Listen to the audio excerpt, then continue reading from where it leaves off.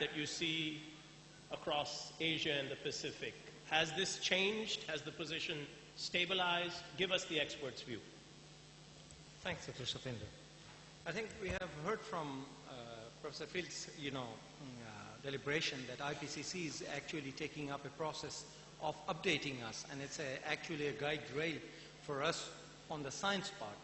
But at the same time, we actually get manifested by the climate change, in many cases manifested by the disasters and different issues as well. The changes that we see, basically we see through precipitation changes, we see through the temperature changes, the changes in the sea level rise. We also see these three things are also framing the extremes, extreme weather, extreme climate events, and their consecutive impacts. So, in a nutshell, if we want to just unbundle climate change from the gamut of things in the big science process that is shaping up, this is leading towards this kind of impacts as well.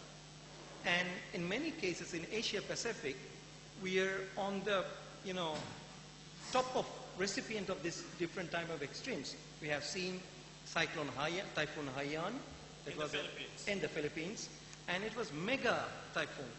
And we haven't seen that big system formed in such a short time. It gives a signal that we are in the brink of another tipping point.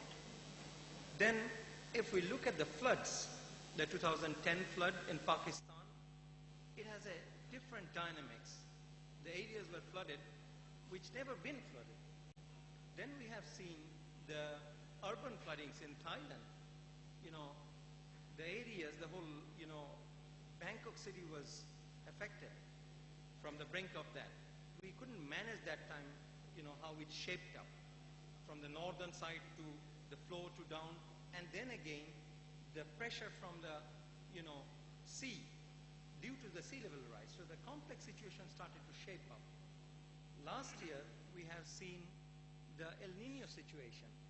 It has created drought situation in the same areas where you used to have flood. Cambodia is always prone to big floods. It is a regular phenomenon over there. But Cambodian context has started to change quite a bit. Last year we have seen the same areas got drought-prone signals on that. Vietnam, the Pacific Islands, these kind of things we have started to see. And more recently, in Bangladesh, we have also seen that this nor'wester is a regular factor in the Boishak that time, April. But precipitation was not. But it has actually happened that time. This westerly disturbance created again some sort of significant flooding in the Howrah areas, which are deviation from the normals. What we see that the climate science is now getting towards that and deviation from the normals as well. Well, thank you. We'll talk about what impact it has on people because, Atiq, as you're well aware, one of the phenomena that international agencies are talking about these days is climate refugees. I'll come to you in a moment. But let me turn to Dr. Hadlow. Dr. Hadlow, how is this manifesting itself? More disasters in the Pacific or less? Give us the view from where you sit in Brisbane. Human beings are funny things. We're funny, aren't we, really? We're crazy in a way, too. I was thinking of that video we saw in the opening session, and that wonderful comment from one of the people affected by climate change, saying people can travel to the moon, but we're still arguing over this. Why don't we err on the side of caution? Why don't political leaders take climate change more seriously? In my own country, I know for a fact that there is a very large body of opinion claiming that this is all just a natural cycle and really nothing is going on, despite the fact that in Australia we have the Great Barrier Reef, which you've probably heard of, one of the world's great treasures, and we hold it in our hands in the state in which I live, actually, the state of Queensland. This is bleaching, the coral is bleaching, something seriously is going wrong. Yet we still have people saying, oh, it's just a cyclical thing, it'll come back, it won't be a problem. Only a few weeks ago in my state, in Queensland, we had a major cyclone, one of the biggest cyclones we've ever had. It was very unusual. Is this coming about just because climate may be an aberration of the climate at this particular time, or is there something more serious? Once again, why don't we err on the side of caution? The islands in the Pacific, mentioned a moment ago, Pacific Islands, and we'll be talking about that in the next session too. Some of those island nations, the small island nations, which are basically coral atolls, will soon disappear. They will completely go. The people will have to leave. They'll lose their traditions. They'll lose their language.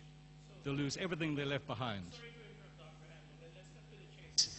What would you like to tell those climate skeptics? And for the media, do they have an obligation to, quote, report the other side of the story as it relates to climate change and disaster risk reduction? Yes, I'd like to very much. I mean, it's very important for the media to report both sides, no question about that. But I'd like to bring people to see these folks who were on the video we saw earlier, not to sit in offices in Washington or in Canberra or London or wherever it happens to be, but come and talk to people who are actually affected by what is actually happening. It's their lives, as you saw. The rivers are swelling, their houses, they're losing houses, losing crops. I thought some of that was, how can we survive? One person said. I mean, how can we survive? Let's get people to come and see that. And that's the role of the media. That's where you folks in the media can really make a huge difference. As was mentioned a few moments ago by Satinder, I used to work for UNESCO many years ago, and we tried to promote best practices, to share knowledge, to get people thinking about various issues from both sides of the fence. Yes, there are always two sides to every story. It's particularly encouraging that here in Bangladesh, you have a very extensive community radio network, which is, I guess, the envy of many other countries. And it came late in the day, but it's come effectively. And it's through mechanisms like that that we can hopefully really make a difference. At the end of this conference, sorry, just briefly, there'll be the Dhaka Declaration. But they're the bones. Let's put the meat on the bones. It's for the communicators, the media people, the people assembled at this summit to look at the Dhaka Declaration and say, yes, we can make a difference, and we can certainly provide our audiences with a range of views on what is happening, and let them make up their own minds. But to get the message out, to disseminate the message, so important. Thank you, Dr. Hadlow. And if I may turn to Secretary Ahmed. Secretary Ahmed, Bangladesh is one of the most disaster-prone countries in the world, but we've seen the remarkable shift that your government has managed to engineer, I should say, several governments in succession. But does the debate around science seem a little distant to you? Because what you see on the ground is so stark, is it not? What are conditions on the ground like as it relates to climate change for the people of Bangladesh and for people in government like, is the question.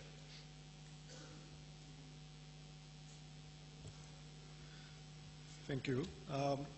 For Bangladesh, we understand that if we look at the disastrous situation in Bangladesh, especially in the coastal areas, Bangladesh is definitely one of the worst sufferers.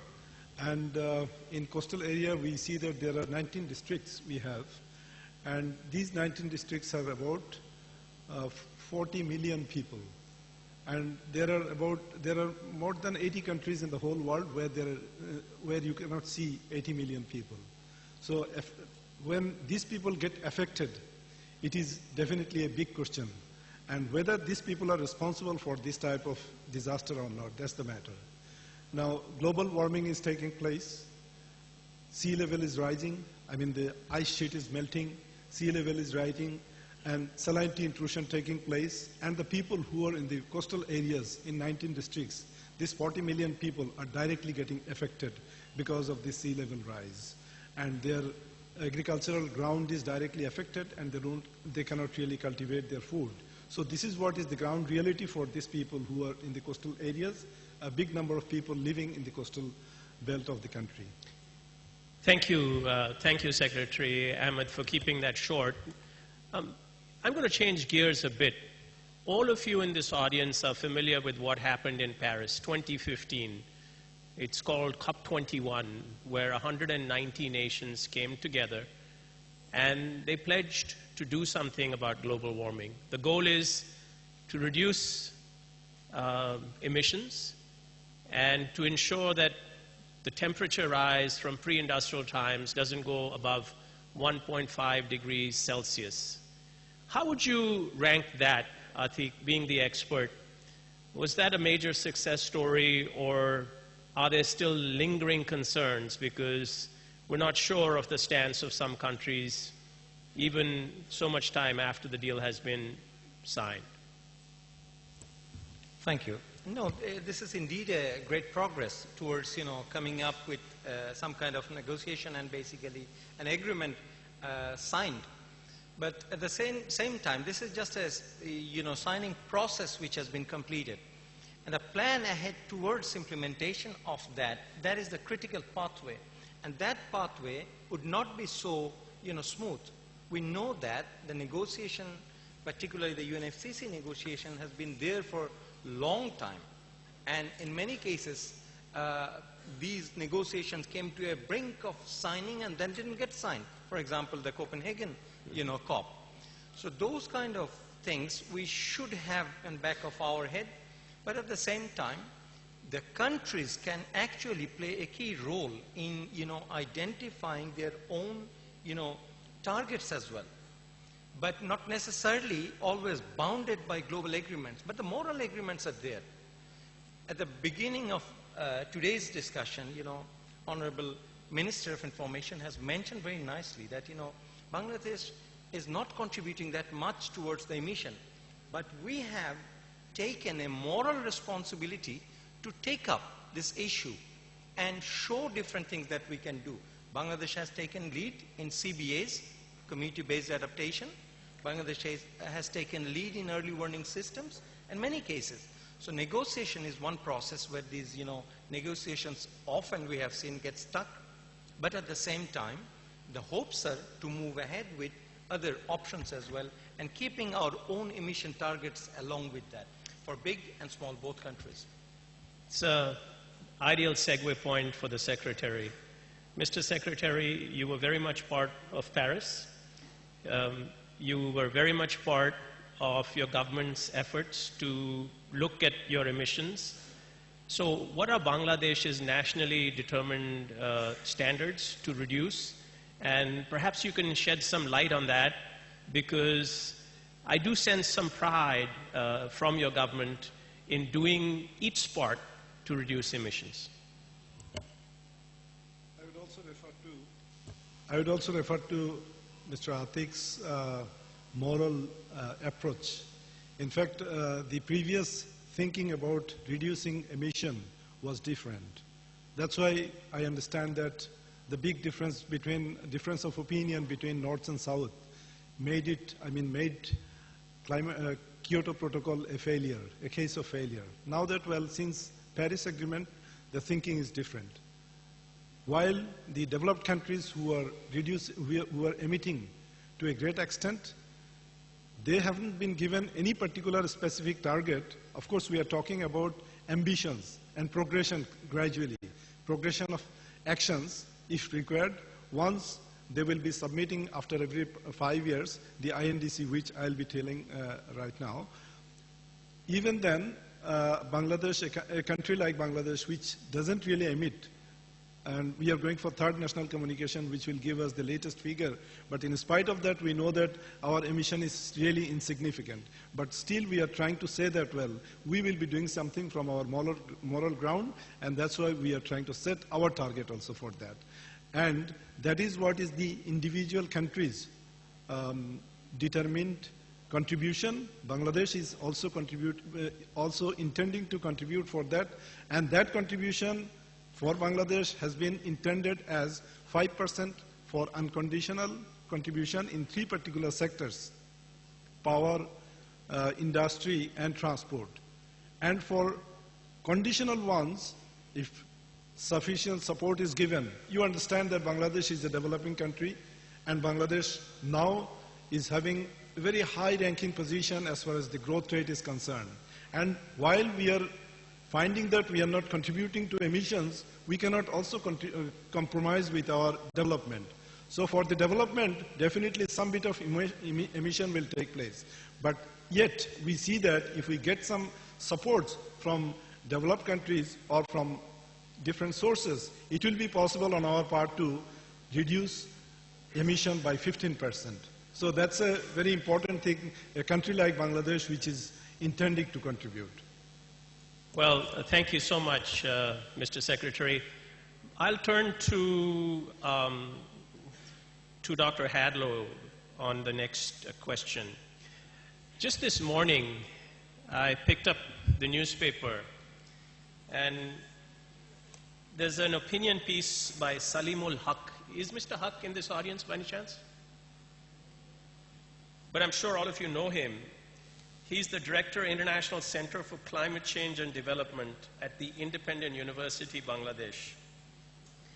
And he talks about the uncertainty surrounding the signature of, or what the US president will do related to being in the Paris Agreement. One of his campaign promises was that perhaps he wouldn't, but now no clear signals are emerging as of yet, at least from Washington. What does that mean, Dr. Hadlow, for the rest of the international community, and should they be worried? What's the way forward? It sends a signal, doesn't it, when one of the biggest, or probably the biggest country of emitters in the world goes back on some plans and some commitments that were made previously. But I'm not a politician.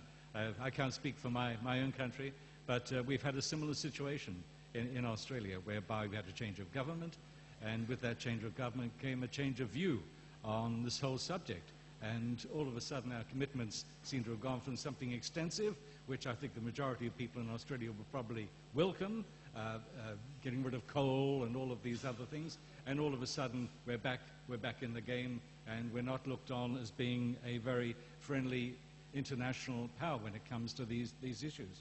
I often think that, just taking it a step away, I often think that one way to look at this is to really personalize it. You know, we're talking about frameworks, we're talking about documentation, we're talking about the Dhaka Declaration, we're talking about Paris, and all of these, which are fantastic.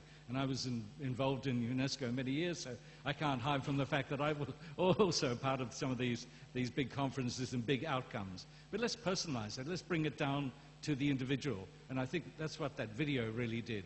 And I think if we can bring it down to ourselves and say, whether we agree or disagree with the climate change issue, can we look, most of us, I guess, in this room have children or grandchildren. I have 4 young grandsons. Can I look them in the face and say, I was found wanting.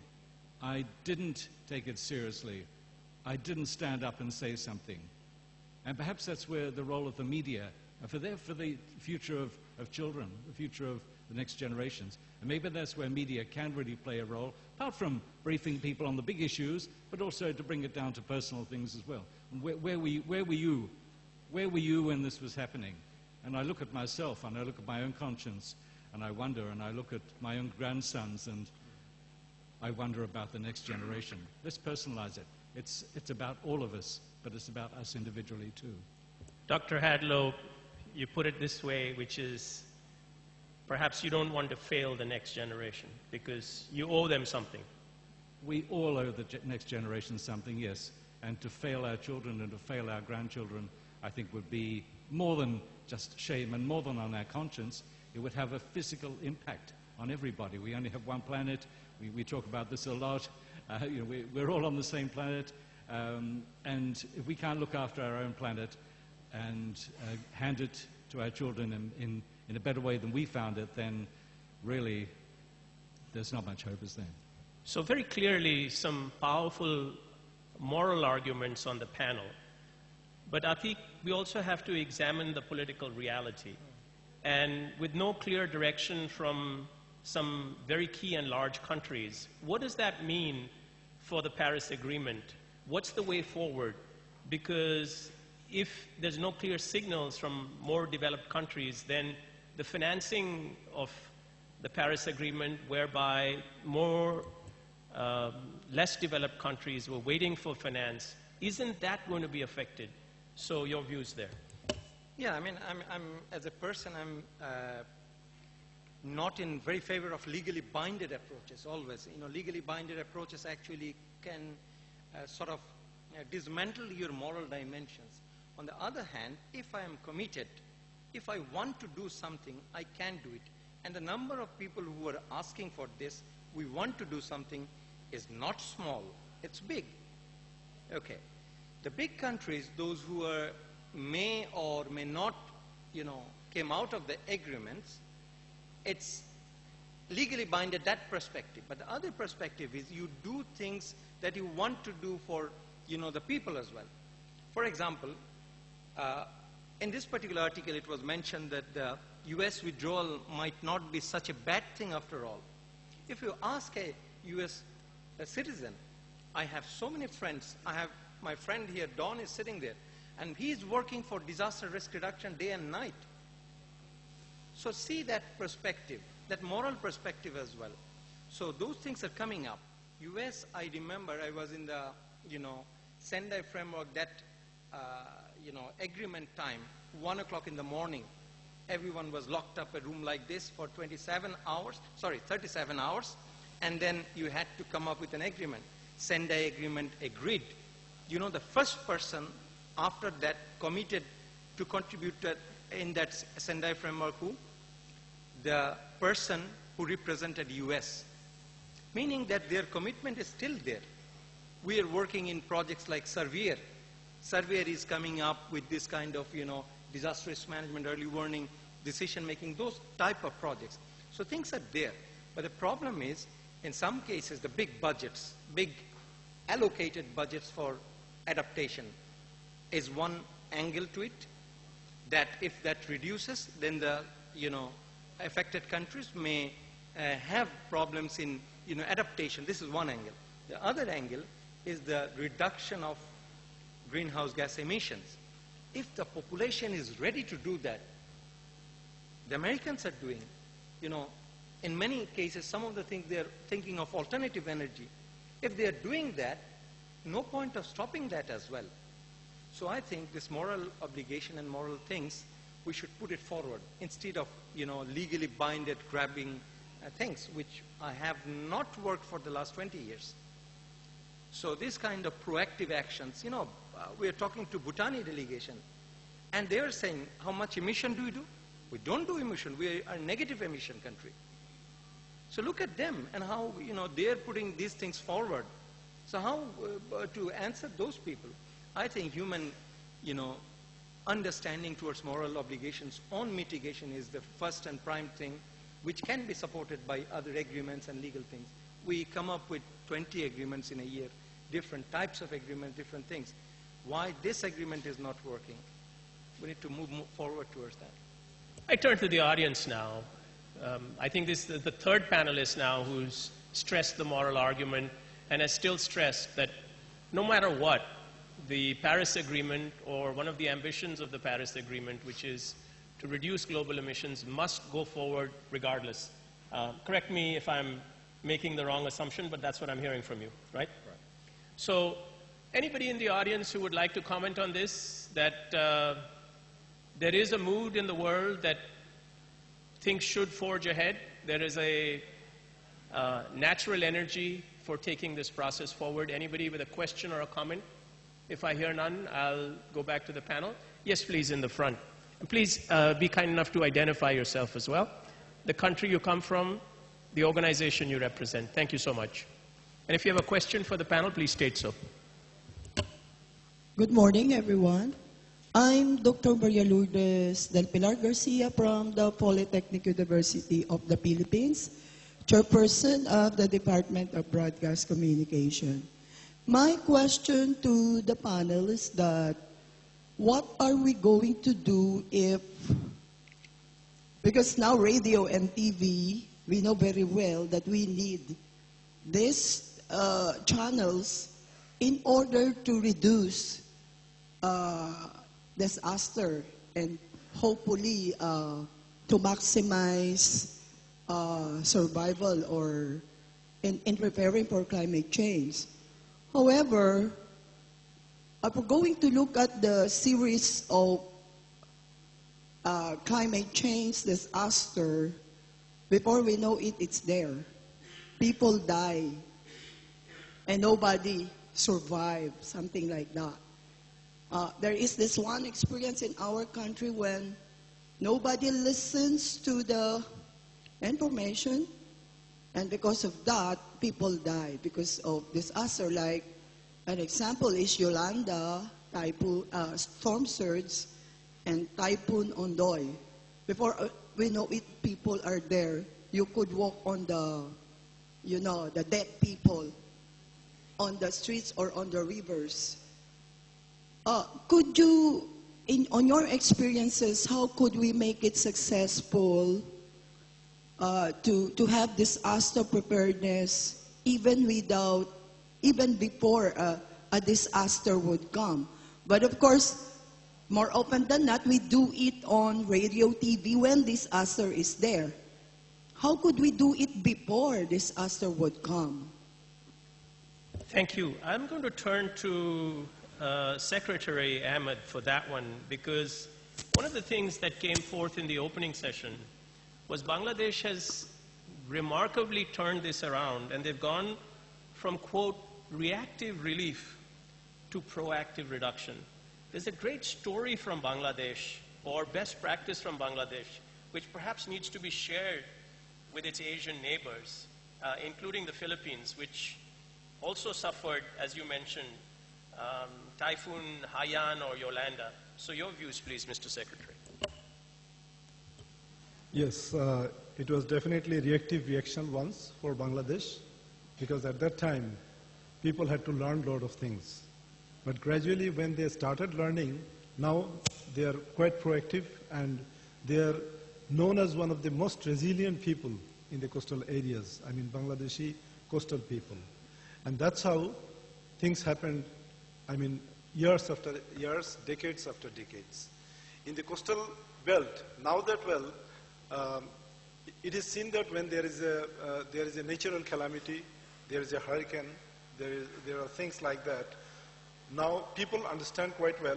Previously it used to be such that they wouldn't really pay any attention to this. The people used to go to different areas to announce and let people know that, there is a signal and you have to be careful. But people wouldn't really pay attention to that because of, I mean, they were more careful about their small thatched house and also the livestock, which were all their properties. Now that, coastal shelter houses have been built in various places, and it became a kind of a drill after different disaster situations, after different natural calamities. People automatically now come there and they think that, they have to do something when there is any signal or anything like that.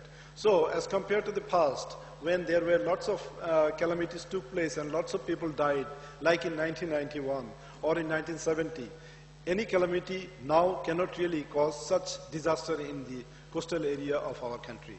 People have become that much careful, they are resilient, and they are proactive now. Thank you. Thank you. I'm going to turn to Atiq. All of this, the disaster resilience framework at a global level is governed by the Sendai framework. How important is this for broadcasters to really know and understand it? Can you eliminate them on the top 3 or 4 salient points of the framework and its current day context? Yeah, thank you. It's very important to start with, but there are several things we should, know behind that. I think within the disaster risk reduction, we also have seen generations. The earlier generation was a different paradigm, which was relief-centric, response-centric, only those kind of things. Then we moved ahead with, more different preemptive, preparedness. And now we are also moving ahead much more resilience building exercises, which is, not only preemptive, but also building capacity for response, building capacity for, adaptation, linking science and all these kind of things shaping up.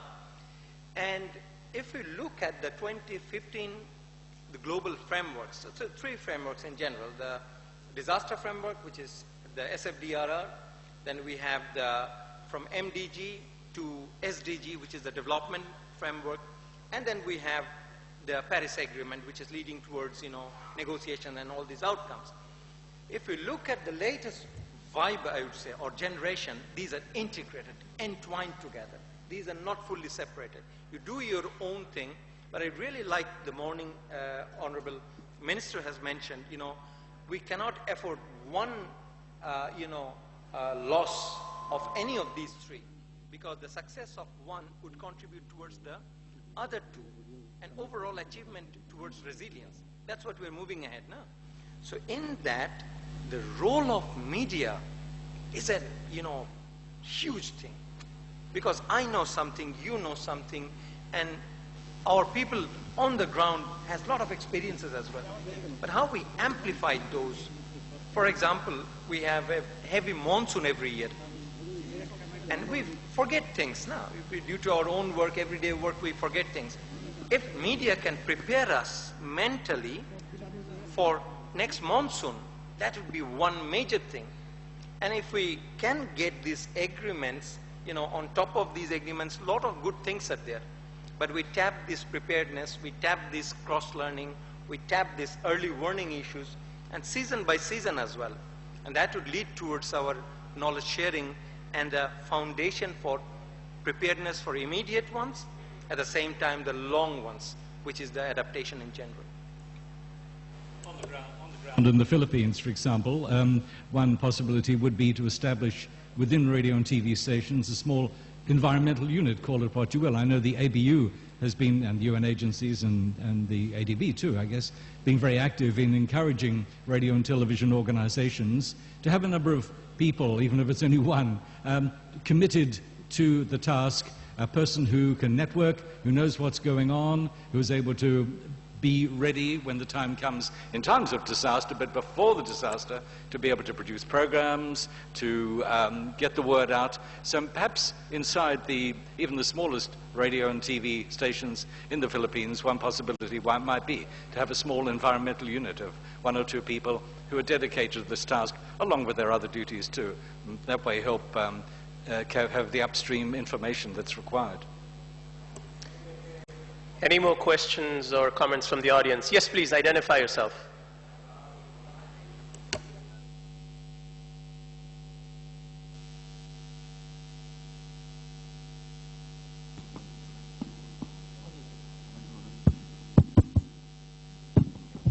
Media probably has a very important role in raising awareness about the infrastructure quality. A lot of infrastructure is being built around the country, but the quality of the infrastructure that can withstand the natural disasters, that is very important.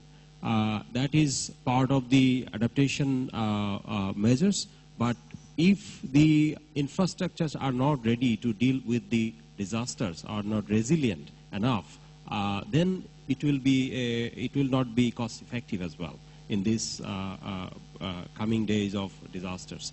Number one. Number two is government is really taking a lot of very good initiatives to do this in Bangladesh.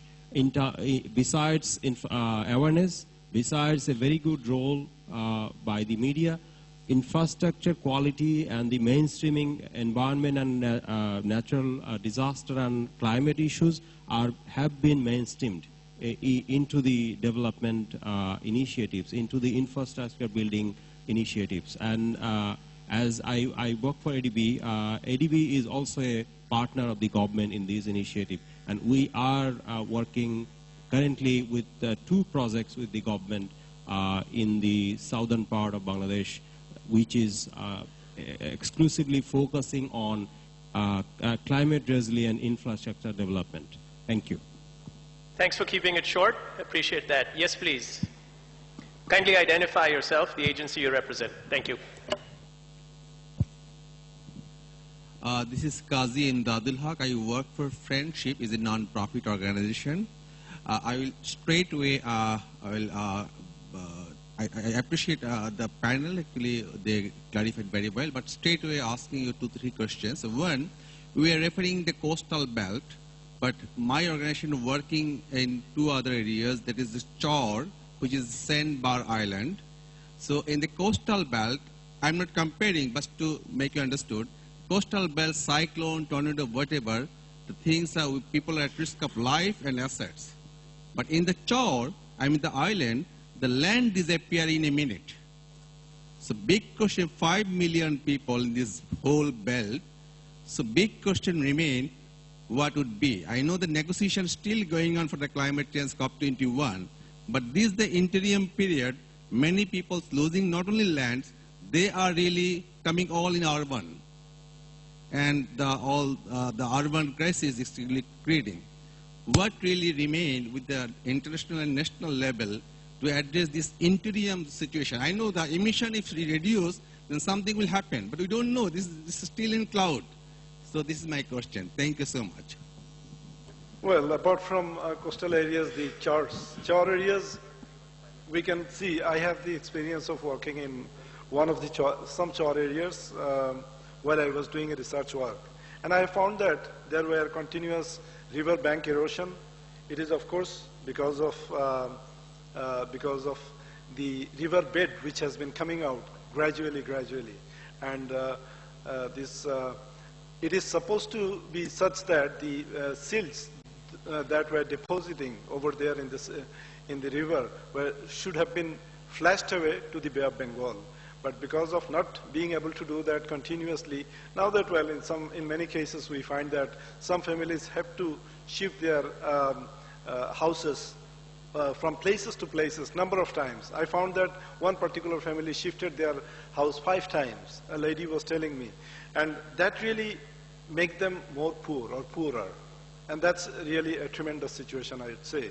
So in our case, I would say for this that people in those areas, they develop their community spirit, and they don't really wait for the government to go there. Before that, when there is any kind of calamity, they support each other, and the first kind of support comes from the people in the community. So developing community strength over here is very important, I would say. And I definitely agree with you that, well, in char areas there are bank erosions and people have to have such a precarious condition. Thank you. Some families moving 5 times. This is what we, at the beginning of this panel, described as climate refugees, and I promised I'd come back to Atiq for a larger explanation. Over to you. The climate refugees are very, unique situation here, and a lot of discussions are happening on that. But if you look at the Bangladesh context, or not only Bangladesh context, other countries as well, there has been a process of cyclical migration. So in a season, people used to come, and they used to come for certain months and then go back. But the problem here is, they had a habitat where they could go back earlier. But now that is dismantling, which is a critical question. And huge population are moving ahead from a rural context to a more urban as well, which is creating another dimension of disaster in some cases, exposing the capacity of the city and creating newer vulnerabilities, newer kind of issues which they are not yet. So I would say climate refugee issue, we need to analyze further a bit.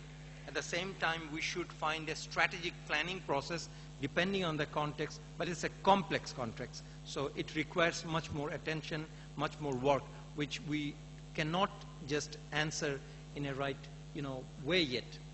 Is this a story the media should be telling to both our panelists? What do you have to say about that? Secretary first, please. Okay. Now, at first, if I could supplement him, the people who are losing their ground and have to shift, they really do not want to come to the cities normally. What I see that these people are normally landless people.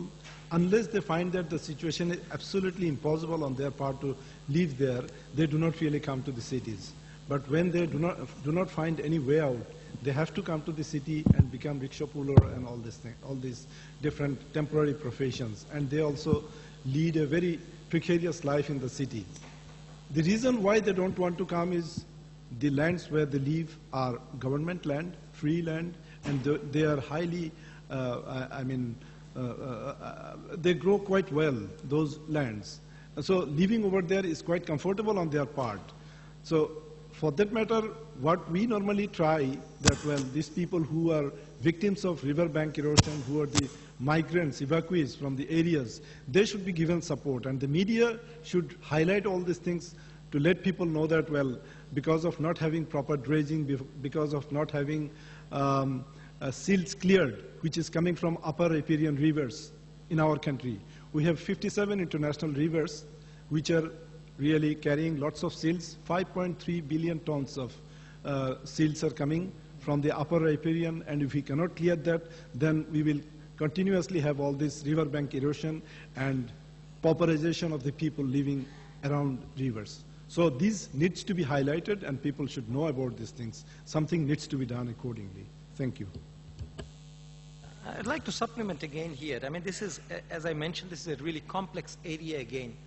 And in these complexities, we require media support. The media can bring new information into it.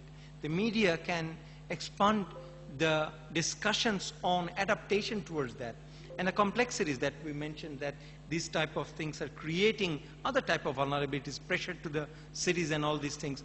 These are the things requires further dialogue, further coherence, and media governance in that is critical than anything, I would say, in this time of point. Plus, at the same time, I would like to also mention that do not get disheartened all the time, because disaster and climate change can put everyone into a negative mode very quickly. I'm a positive person, I want to take it. How? If you look at the context of SIDS countries, the small island developing nations, you will see that small islands are even higher vulnerable towards this kind of sea level rise.